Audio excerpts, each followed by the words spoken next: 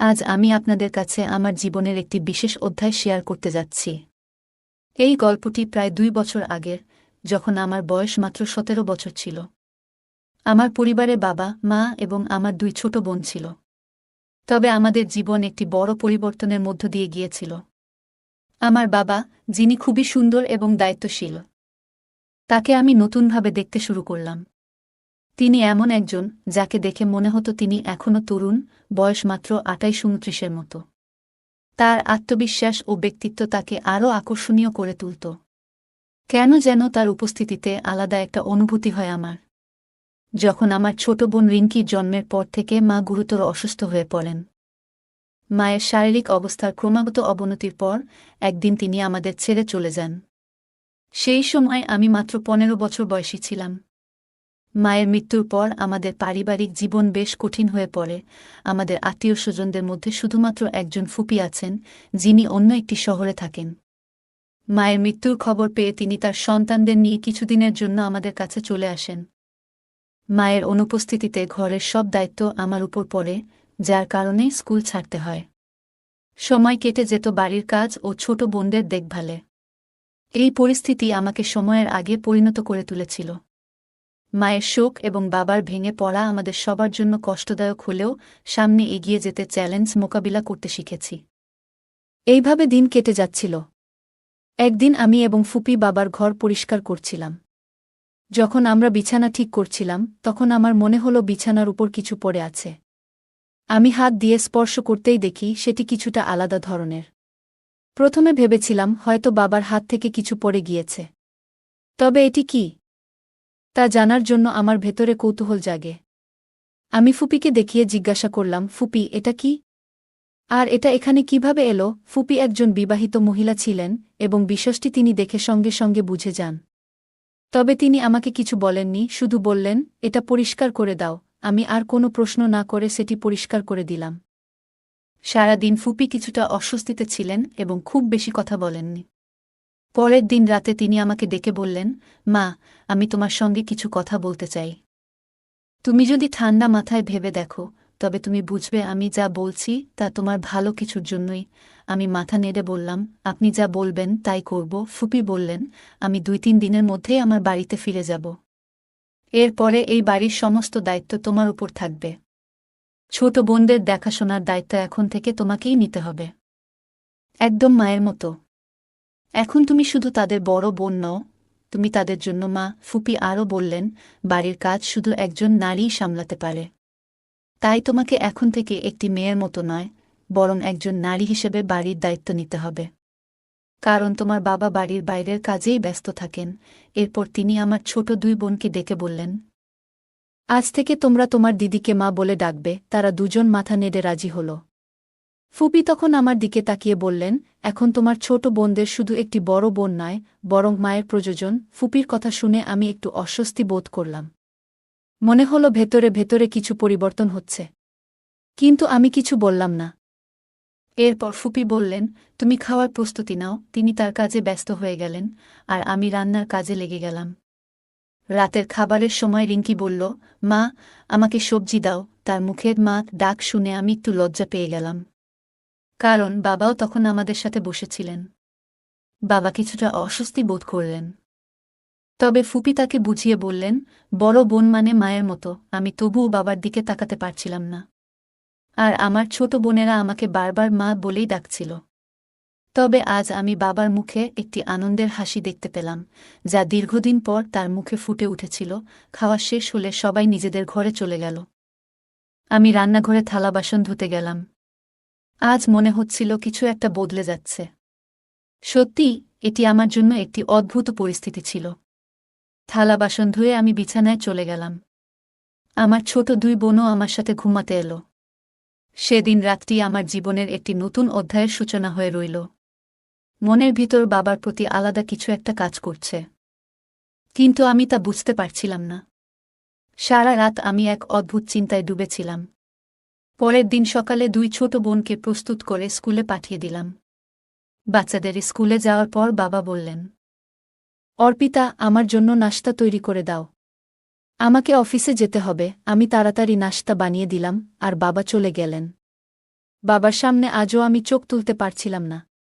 কিন্তু তার চোখে আজ আমি এক অন্যরকম উজ্জ্বলতা দেখলাম, যেন তিনি কিছু খুঁজে পেয়েছেন। বাবা চলে যাওয়ার পর ফুপি আমাকে বললেন, অর্পিতা, তুমি এখন বেশ ভালোভাবেই বাড়ির দায়িত্ব সামলাতে শিখে গেছ।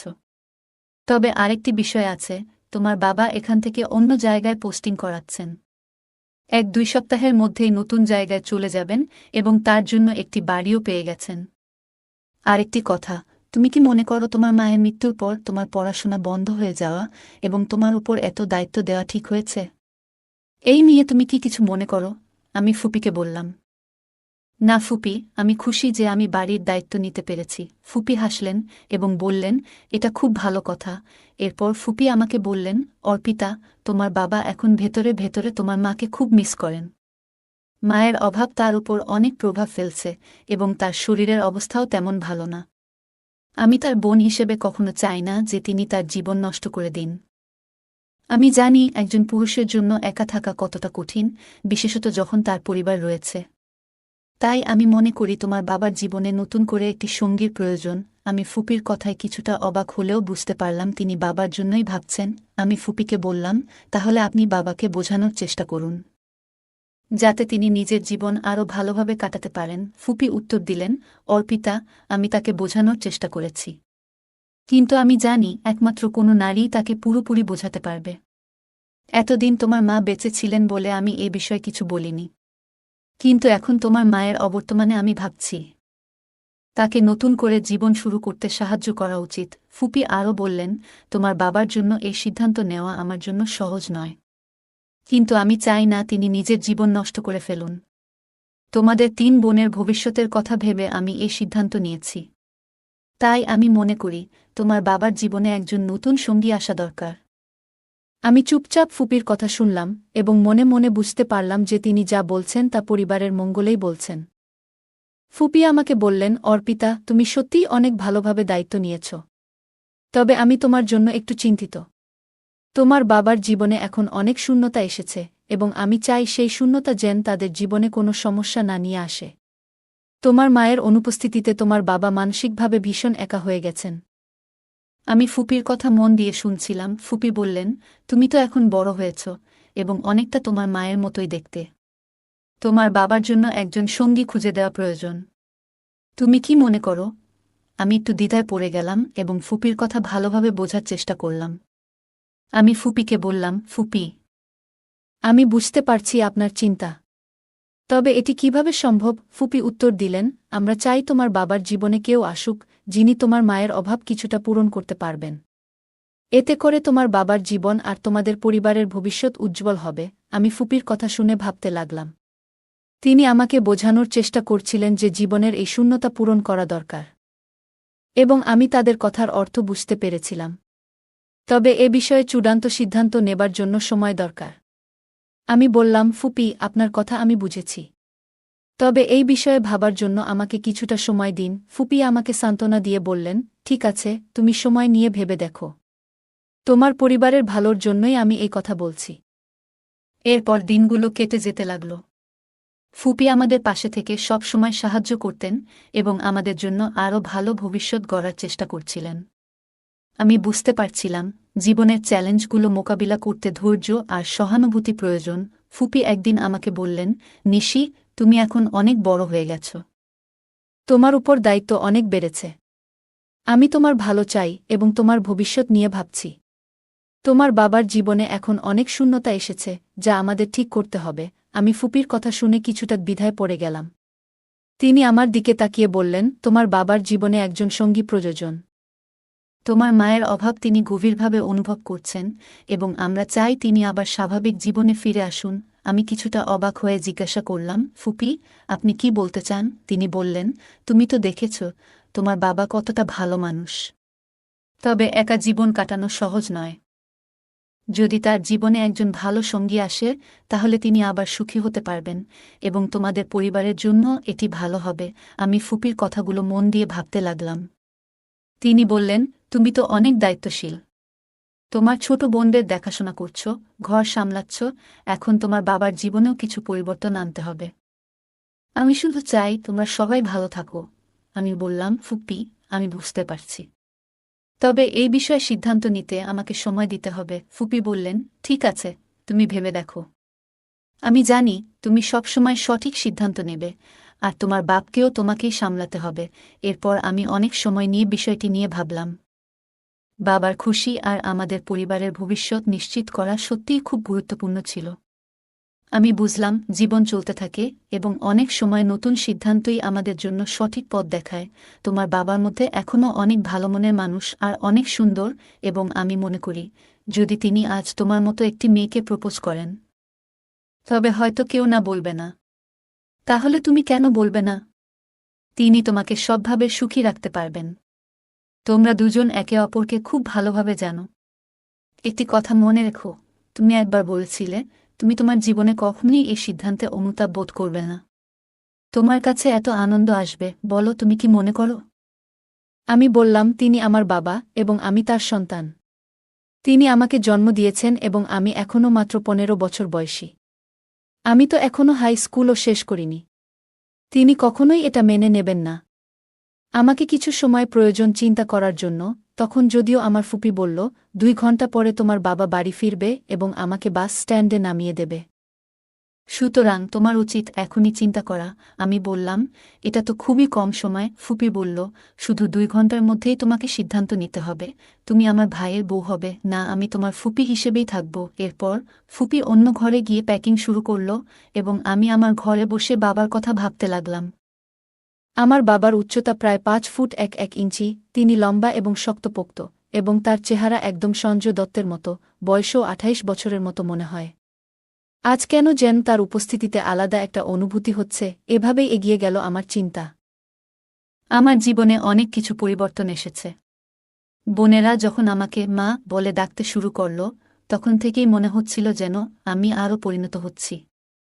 বাড়ির দায়িত্ব নেওয়া, ছোটদের দেখভাল করা, সবকিছু আমাকে বড় হতে শিখিয়েছে। কিন্তু একটি অদ্ভুত অনুভূতি আমার মনকে আচ্ছন্ন করে ফেলেছিল। আমার বাবা, যিনি অসম্ভব রূপবান এবং দায়িত্বশীল, তাকে আমি অন্য এক দৃষ্টিকোণ থেকে দেখতে শুরু করলাম। তিনি ছিলেন এমন একজন মানুষ যাকে দেখলে মনে হতো তিনি এখনও তরুণ, মাত্র 28-29 বছর বয়সের। তার আত্মবিশ্বাস এবং ব্যক্তিত্ব তাকে আরও আকর্ষণীয় করে তুলত। একদিন বাড়িতে ফুপি আমাকে বললেন, তোমার বাবা তোমাকে খুব গর্বিত করে তুলবে। তিনি তোমার জন্য সবকিছু করতে পারবেন। এই কথা শোনার পর আমি ভীষণ লজ্জিত হয়ে গেলাম।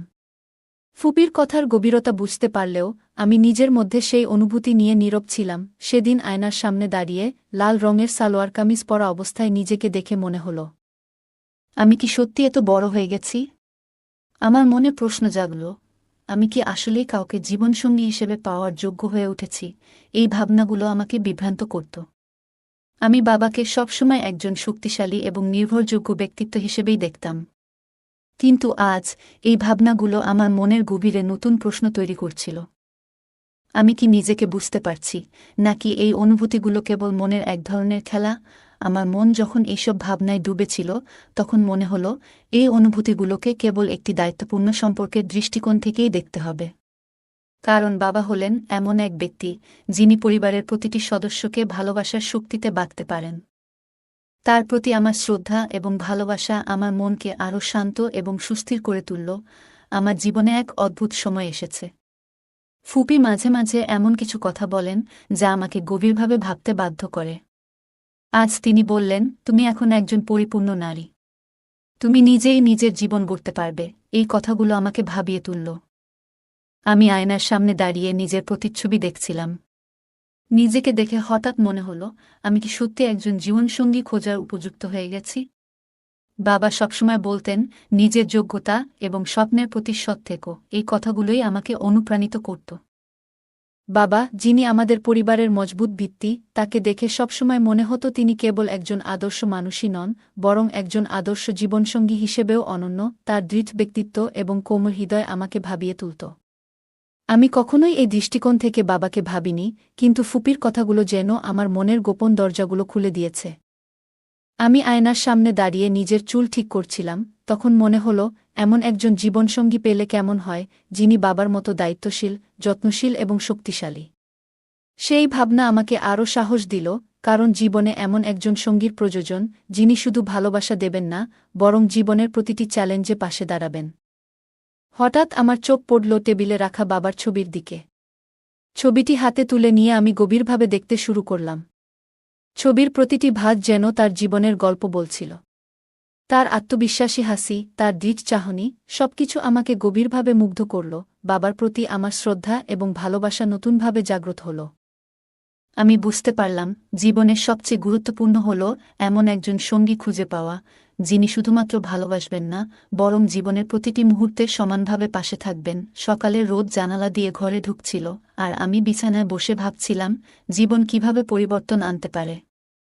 ফুপি সেদিন আমাকে বলেছিলেন, তুমি এখন এমন একজন জীবনসঙ্গী খুঁজে নেওয়ার জন্য প্রস্তুত, যিনি শুধু তোমার নয়, তোমার পরিবারের জন্যও দায়িত্ব নেবেন। এই কথা আমার মনকে অনেক প্রশ্নে জড়িয়ে ফেলল। আয়নার সামনে দাঁড়িয়ে নিজের প্রতিচ্ছবি দেখে মনে হল, আমি কি সত্যিই এত বড় হয়ে গেছি যে আমার নিজের ভবিষ্যৎ নিয়ে সিদ্ধান্ত নিতে হবে? ফুপির কথা আমাকে অনেক কিছু ভাবতে বাধ্য করেছিল। তিনি সবসময় চাইতেন আমি এমন কাউকে বেছে নিই, যিনি আমাদের পরিবারের প্রতি দায়িত্বশীল হবেন। একদিন বাবা একটু তাড়াতাড়ি বাড়ি ফিরলেন। তিনি ফুপিকে বাসস্ট্যান্ডে পৌঁছে দিতে যাবেন। আমি বাবাকে দেখে ভীষণ খুশি হলাম। তার উপস্থিতি সবসময় আমাকে আনন্দ দেয়। আজ যেন সেই আনন্দের মাত্রা আরও বেড়ে গিয়েছিল। ফুপি আমার ঘরে এসে বললেন, তুমি কি ভাবছ? তুমি কি এমন একজন জীবনসঙ্গী চাও, যিনি তোমার বাবার মতো দায়িত্বশীল এবং সৎ? আমি লজ্জায় মাথা নিচু করলাম। ফুপি আমার দিকে তাকিয়ে মুচকি হেসে বললেন, তোমার মতামত জানানো খুব জরুরি। তুমি কি সেই দায়িত্ব নিতে প্রস্তুত? আমি লাজুকভাবে মাথা নেড়ে সম্মতি জানালাম। ফুপি খুশিতে আমাকে জড়িয়ে ধরে বললেন, এই সিদ্ধান্ত তোমার জীবনে সুখ বয়ে আনবে। তুমি একজন শক্তিশালী নারী, এবং তোমার নির্বাচিত পথেই তোমার ভবিষ্যৎ গড়ে তুলবে। বাবার দিকে তাকিয়ে আমার মনে হল, তিনি শুধু একজন আদর্শ পিতা নন, বরং এমন একজন মানুষ, যিনি যে কারো জীবনে স্থিতিশীলতা আনতে পারেন। তার প্রতি আমার শ্রদ্ধা এবং ভালোবাসা আরও বেড়ে গেল। আমি নিজের মনে প্রতিজ্ঞা করলাম, জীবনে যাই আসুক, আমি সবসময় পরিবারের প্রতি দায়িত্বশীল থাকব। ফুপি আমাকে মুচকি হেসে বললেন, নিশি, তুমি এখন শুধু এই পরিবারের সদস্য নও, বরং এর মেরুদণ্ড। তোমার দায়িত্ব এখন অনেক বড়। তার কথাগুলো শুনে আমি প্রথমে কিছুটা অবাক হলাম। আমি বললাম, ফুপি, আপনি কেন এত আনুষ্ঠানিকভাবে কথা বলছেন? আপনি আমাকে তুমি বলুন না। এতে আমি স্বস্তি পাই। ফুপি আমার মাথায় হাত রেখে বললেন, না, এখন থেকে আমি তোমাকে সম্মানের সঙ্গে তুমি না বলে আপনি বলবো। কারণ তুমি এখন এই পরিবারের কর্তা, এবং আমাদের সবার সম্মান তোমার প্রতি রইল। আমি তার কথার অর্থ বুঝতে পারছিলাম না, তাই অবাক হয়ে তার দিকে তাকালাম। তিনি আমার কাঁধে হাত রেখে বললেন, তুমি জানো, পরিবারের সবাই তোমার উপর নির্ভরশীল। তোমার উপস্থিতি শুধু এই বাড়ির নয়, এই পরিবারের শক্তি। তোমার এই জায়গা পেয়ে আমি গর্বিত। আমি লজ্জায় মুখ নিচু করে বললাম, ফুপি, আমি কি সত্যিই এত বড় হয়ে গেছি? ফুপি আমার মুখের দিকে তাকিয়ে বললেন, তুমি জানো, বাড়ির মেয়ে হওয়ার পাশাপাশি তুমি এই পরিবারের সবার ভরসার জায়গা। তোমার দায়িত্ব শুধু নিজের জন্য নয়, পুরো পরিবারের জন্য। তারপর ফুপি আমাকে মায়ের পুরনো আলমারির কাছে নিয়ে গেলেন। তিনি আলমারির একটি অংশ খুলে বললেন, এই জিনিসগুলো সব তোমার জন্য রেখে গিয়েছেন। এগুলো এখন তোমার। তুমি যেমন আমাদের বাড়ির লক্ষ্মী, তেমনি এই পরিবারের ভবিষ্যৎ তোমার হাতে। আমি তার কথায় আবেগপ্রবণ হয়ে গেলাম। মনে হল, আমি সত্যিই এমন একটি সম্পর্কের মধ্যে আছি, যা আমাকে আরও শক্তিশালী করে তুলছে। ফুপির কথাগুলো আমার মনের গভীরে গিয়ে পৌঁছাল। তিনি আবার মুচকি হেসে বললেন, তোমার দায়িত্ব শুধু বাড়ি সামলানো নয়, সম্পর্কের ভারসাম্য বজায় রাখা। আমি জানি, তুমি সেটা করতে পারবে। আমি লজ্জায় মৃদু হেসে বললাম, ফুপি, আমি চেষ্টা করব। একদিন সন্ধ্যায় ফুপি আমাকে তার ঘরে ডেকে নিয়ে গেলেন। ঘরে ঢুকেই তিনি আলমারির একটি দরজা খুললেন এবং ভেতর থেকে একটি পুরনো গয়নার বাক্স বের করলেন। তিনি সেটি আমার হাতে তুলে দিয়ে বললেন, এই হারটি আমাদের পরিবারের বুদের দেওয়া হয়। এটি এখন তোমার। তুমি আমাদের বাড়ির নতুন লক্ষ্মী। আমি অবাক হয়ে তার দিকে তাকালাম। তিনি আলমারির ভেতর থেকে আরও কিছু শাড়ি বের করে বললেন, এই শাড়িগুলোও তোমার জন্য রাখা হয়েছে। দেখো, সব ব্লাউজ তোমার মাপ অনুযায়ী তৈরি করা হয়েছে। আমি লজ্জায় নিচু হয়ে বললাম, ফুপি, এসব কেন করছেন? আগে তো বাবার সঙ্গে কথা বলুন, তার মতামত নেওয়া দরকার। ফুপি মুচকি হেসে বললেন, তুমি এত ভাবছ কেন? আমি জানি তিনি রাজি হবেন। আর যদি না হন তবে সেটা আমার দায়িত্ব, তুমি শুধু নিজের উপর বিশ্বাস রাখো। তার কথায় আমার মনে একটি দ্বিধা কাজ করছিল। আমি বললাম, ফুপি, যদি এই সম্পর্ক হয় তবে রিঙ্কি আর পিঙ্কির ভবিষ্যৎ কি হবে? আমি কি তাদের মা হিসেবে দায়িত্ব নিতে পারব? ফুপি আমার হাত ধরে বললেন, তুমি আগে থেকেই তাদের মা। তোমার প্রতি তাদের যে ভালোবাসা সেটা কখনোই কমবে না। আর ভবিষ্যতে যদি তোমরা নিজের সন্তানও আনো তবু সেই ভালোবাসায় কোনো ভাগ হবে না। সম্পর্কের মাধুর্য কেবল ভালোবাসা দিয়ে বাড়ে, কমে না। আমি তার কথায় কিছুটা শান্তি পেলাম। কিন্তু লজ্জায় মুখ নিচু করে বললাম, ফুপি, আমি এই সম্পর্কের জন্য যোগ্য হতে চাই। আমাকে কিছু সময় দিন। আমি চাই সবাই আমাকে গ্রহণ করুক। ফুপি হেসে বললেন, সময় তো সব ঠিক করে দেবে। তবে একটি কথা মনে রাখবে, দায়িত্ব আর ভালোবাসা একসঙ্গে চলতে পারে। তুমি নিজের প্রতি এবং পরিবারের প্রতি আস্থা রাখো। তুমি এই পরিবারের নতুন শক্তি। আমি তার কথায় একটি নতুন দায়িত্ব অনুভব করলাম। মনে হল এই নতুন সম্পর্ক শুধু আমার নয়, পুরো পরিবারের মঙ্গলের জন্য। আমি ধীরে ধীরে নিজের জায়গা তৈরি করব এবং সবাইকে নিয়ে সুখী পরিবার গড়ে তুলব। সন্ধ্যার সময় ফুপি বললেন, নিশি, তুমি আমাদের সঙ্গে বাসস্ট্যান্ড পর্যন্ত চলো। ফুপিকে বিদায় জানাতে হবে। আমি একটু ইতস্তত করলাম, তবে ফুপির কথা মেনে নিলাম। বাবা গাড়ির ডিগিতে ফুপির ব্যাগ রেখে দিলেন। ফুপি বললেন, তুমি সামনের সিটে বসো। আমি একটু অপ্রস্তুত হয়ে সামনের সিটে বসে পড়লাম। আজ যেন এই সামনের সিটে বসে আলাদা একটা অনুভূতি হচ্ছিল। বাসস্ট্যান্ডে পৌঁছে ফুপিকে বিদায় জানিয়ে আমরা বাড়ি ফিরলাম। পথে বাবা গাড়ি চালানোর সময় মৃদু গুনগুন করছিলেন। মাঝে মাঝে চোর দৃষ্টিতে আমার দিকে তাকাচ্ছিলেন। এ দৃশ্য আমাকে খানিকটা লজ্জায় ফেলল। বাড়ি পৌঁছে বাবা নিজের ঘরে চলে গেলেন। আমি তখন বাচ্চাদের জন্য দুপুরের খাবার তৈরি করতে ব্যস্ত ছিলাম। সন্ধ্যায় আমি রান্নাঘরে কাজ করছিলাম। আমরা সবাই একসঙ্গে বসে খাই, কিন্তু আজ আমি আগে বাবাকে এবং বাচ্চাদের খাইয়ে দিলাম। বাবা আমাকে একসঙ্গে বসে খেতে বললেন। আমি লাজুক হাসি দিয়ে বললাম, আপনারা খান, আমি পরে খাচ্ছি। সবাই খেয়ে নিজের নিজের ঘরে চলে গেল। বাবার প্লেটগুলো উঠাতে গিয়ে আমি হঠাৎ থেমে গেলাম। আমি ভাবলাম, কেন না, বাবার বেঁচে যাওয়া খাবার থেকেই আজ আমি খাই। আমি বাবার গ্লাসে পানি ঢেলে সেটা নিজের ঠোঁটে ছুঁয়ে নিলাম। তখন যেন আমার ভেতর একটা অদ্ভুত অনুভূতি কাজ করল। কেন জানি মনে হল, এটা যেন আমার দায়িত্ব। ফুপির কথাগুলো মনে পড়ল, তুমি একদিন এই বাড়ির সব কিছু বুঝে নেবে। সম্পর্কের মানে বুঝতে সময় লাগবে, কিন্তু তুমি সফল হবে।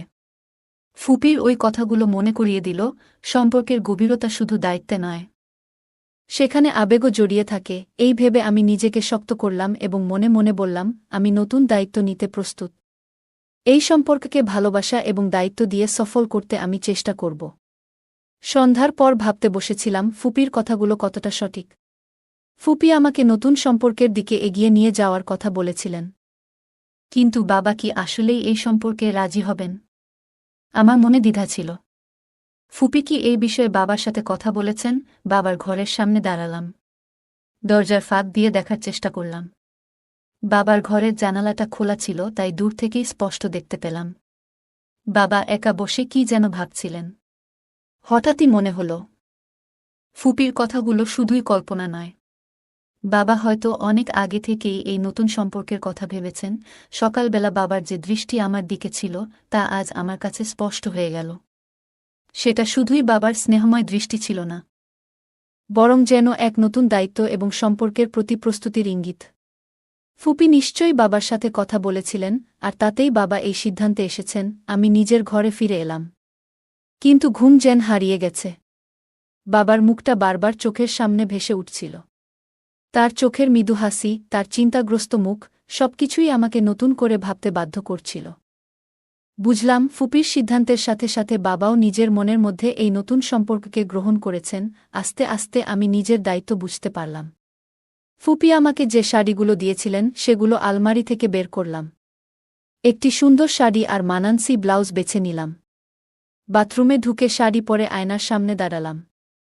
নতুন এই সাজে নিজেকে দেখে আমার মনের মধ্যে এক অন্যরকম অনুভূতি হল। নিজেকে মনে হল যেন এই বাড়ির একজন নতুন সদস্য, নতুন দায়িত্ব নিতে প্রস্তুত। বুঝতে পারলাম, ফুপি এবং বাবা দুজনেই আমাকে এক ভিন্ন দৃষ্টিতে দেখছেন। আমি নিজেকে সাহস দিলাম, এই সম্পর্ককে সুন্দর করে গড়ে তোলার দায়িত্ব আমার। আমি সেটা অবশ্যই পালন করব। সকালে ফুপির দেওয়া শাড়ি পরে ড্রেসিং টেবিলের সামনে দাঁড়ালাম। শাড়ির সঙ্গে মায়ের গয়নাগুলো পরার ইচ্ছা হলো। একে একে সেগুলো পরতে লাগলাম, গলায় হার, হাতে সোনার চুড়ি, পায়ে নুপুর। শেষে মায়ের রেখে যাওয়া সিঁদুর আর মঙ্গলসূত্রটা গলায় পরে নিজেকে আয়নায় দেখলাম। যেন নতুন কনের মতো লাগছিলাম। নিজেকে এই রূপে দেখে নিজের মধ্যে একটু লজ্জা আর একটু আনন্দ অনুভব করছিলাম। পরের দিন রবিবার। বাবা এসে বললেন, অর্পিতা, আজ বাইরে একটু ঘুরে আসি। বাবার মুখে এই প্রস্তাব শুনে অবাক হলাম। তিনি আজ এত খুশি কেন? তার চোখে এক অন্যরকম উচ্ছ্বাস। আমিও মুচকি হেসে বললাম, ঠিক আছে বাবা, বাচ্চারা আর আমি তৈরি হয়ে নিচ্ছিলাম। এরই মধ্যে বাবা আমার হাতে একটা প্যাকেট দিলেন। বললেন, এটা তোমার জন্য, পরেই দেখো। আমি প্যাকেটটা খুলে দেখলাম ভেতরে লাল রঙের একটি ড্রেস আর কিছু মানানসই চুড়ি। বাবার কথা শুনে লাল ড্রেসটি পরে চুড়িগুলো হাতে পরে নিলাম। গাড়িতে ওঠার সময় রিঙ্কি বলল, আমি সামনের সিটে বসব। বাবা বললেন, না রিঙ্কি, তোমার মা সামনের সিটে বসবে। মায়েরা সবসময় সামনেই বসে। আমি সামনের সিটে বসে বাবার পাশে। বাবা হাসি মুখে বললেন, অর্পিতা, একটা কথা বলি, যদি কিছু মনে না করো।